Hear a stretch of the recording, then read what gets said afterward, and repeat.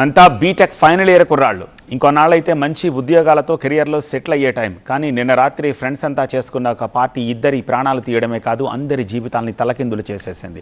Hyderabad Medipalli car accident ఘటనపై పోలీసులు దర్యాప్తు ముమ్మరం చేశారు. మద్యం మత్తులో కారు నడిపినట్టు పోలీసులు ఆధారాలు సేకరించారు.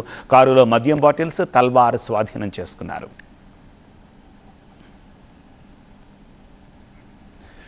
మౌలాలీలో వీరంతా ఒక పార్టీకి అటెండ్ అయ్యి తిరిగి వస్తూ ఉండగా ప్రమాదం జరిగింది. ప్రమాదానికి కొద్దిసేపు ముందు డ్రైవింగ్ సీట్లో కూర్చున్న నిఖిల్ కారు ఎలా నడపాలో చూపిస్తానంటూ స్టీరింగ్ పట్టుకున్నాడు.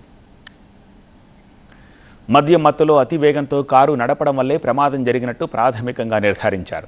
ప్రమాద సమయంలో మొత్తం 8 మంది ఇంజనీరింగ్ విద్యార్థులున్నారు. వారంతా ఫైనల్ ఇయర్ చదువుతున్నారు. వీరిలో సాయి వరుణ్, నిఖిల్ అక్కడికక్కడే ప్రాణాలు కోల్పోయారు.